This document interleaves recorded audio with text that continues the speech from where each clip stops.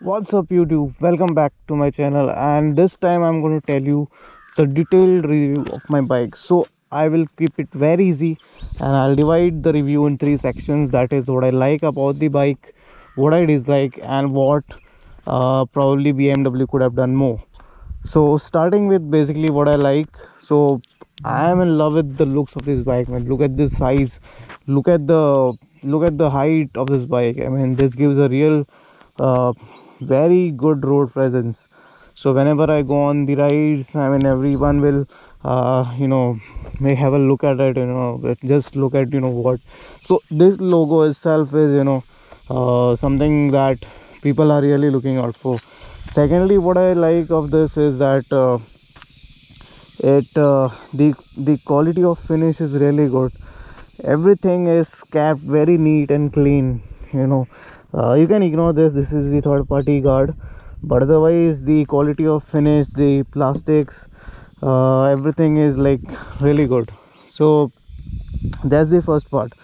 And then coming on to the second part, it is the touring comfort. So uh, I've done a lot of tourings on this bike. So I've done about more than 600 kilometers at a stretch, and this bike is really comfortable. It is meant for long touring. That's because it has got three really beautiful things. That is the seat. The seat is very cushiony. It will not stress your butt even with a more than 600-kilometer journey. Yes, it is the first thing that I like of this bike. Secondly is your suspension, which has about 180 of travel. And nextly is the ergonomics. So the ergonomics for this is just meant for touring. It is upright, and your legs will never feel tired on this kind of a setup. And it has a really tall stance, and it has in fact the wide handlebars. So this will again, it will not tire your shoulders as well. So this is the pros of this bike. And yes, I forgot one more, and that is the touring luggage mounting capability. And that's really good. You can mount a top box that you can see over here. Then you can also keep your mount your saddlebags over here. Then as well, you can mount your tank bag. Yes, it does not have a metallic tank, but you can use the tie rods and tie your tank bags over here. Yes, one thing is that when I say about looks, I love the LED headlights and everything, each and everything that you can see from the headlights, the side lights, everything is LED. That's the best part. And that premium feel, what you want, everything is placed neat and tidy. So that is something that BMW does done really well in this bike. They have used really good quality of plastics or the electronics for say. Yes, the engine might lack a bit, but it's not an issue. So the cruising range of this bike is about 100 to 120 kilometers. It's really 100 kilometers per hour is nothing. It's very easy to attain on this bike, and you can maintain a speed of 100 120 with no problem at all. I have even capped it around 130 to 140 kilometers an hour on the Asian highway, and it was no big deal for this bike. Above 150, it will take a little, the acceleration will try to reduce a lot, and you might feel that it's not. It's a little bit underpowered after 140 kilometers an hour. So yes, that's a really good thing for touring. You can go on to 120 130 kilometers per hour without any issue. So it's really good for touring purpose. Everything is well situated. The suspensions are really good. You won't feel any issue even on speed breakers. You can just glide on the speed breakers. It is that good. The tires as well, they have a good grip on the roads. Off roads, they are okay. They are not great, but they do a quite decent job. And they in fact 150 at the back and 110 at the front section. So they're pretty huge tires for this kind of a bike engine range. So and the brakes are damn good, man. They are from the Bybre version, which is the Brembos, and the braking, the bite that you get and the feedback that you get is this damn good. I actually survived a small crash, within a feet. So it was a really close one, but this bike just did too good when it comes to braking. So braking is the best thing. After that is the suspension, and then I'll say is the sitting comfort and the overall ergonomics. So coming to the cons of this bike, the first con that I feel is that the exhaust note is really horrible. uh, at least uh, at least in the idle range or in the lower end of the rpms, it is really like really poor, and the exhaust note will not give you a feeling that you are sitting on a BMW. They could have done a little bit more on the base of this exhaust note, and probably try to keep this huge exhaust note a bit smaller. That would have done work good.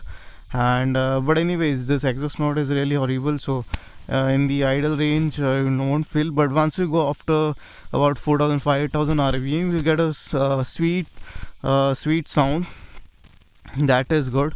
And in the top end of the rpm, it will like scream like anything. At around 7 8000 rpm, it will just start screaming.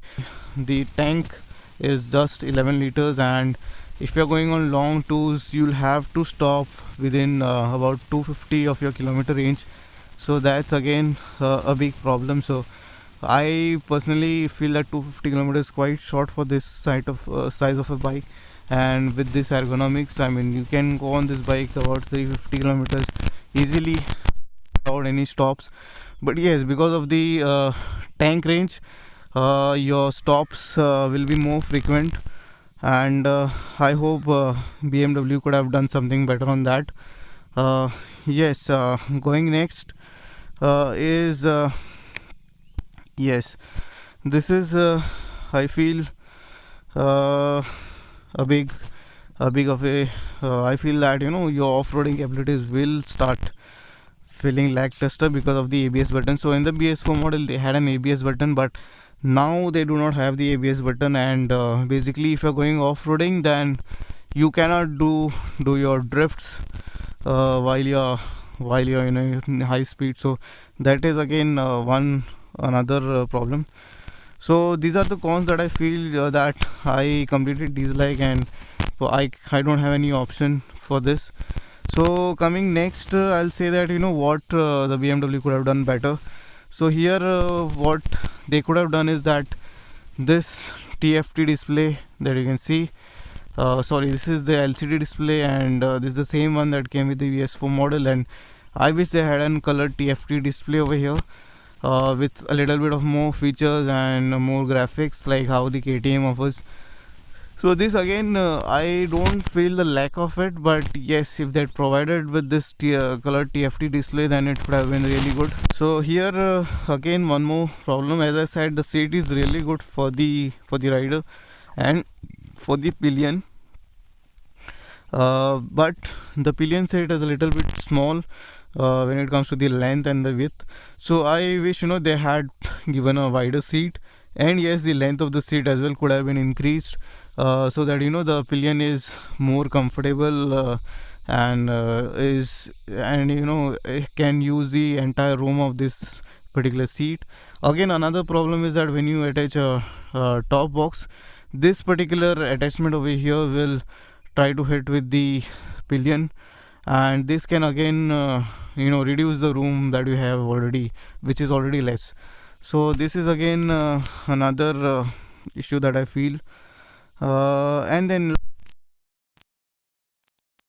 in the refinement is, so as I said, the completely refined, but yes, I mean, it works out. I don't feel that the refinement is any concern for me, unless you're going at about 7 or 8000 rpm in the lower gears. So refinement as such, they could have done better compared to the counterparts like the KTM or the Hondas, whose engines are really supreme and they are completely refined. So that could have been done better on this bike.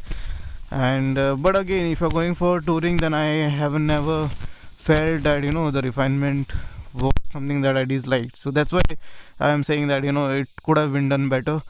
So these are my thoughts on my bike. Hope you like this short video, and do let me know if you want any more clarifications with respect to this bike, and if you want a more detailed review of this bike. So yes, do like, subscribe, and share this video with your friends.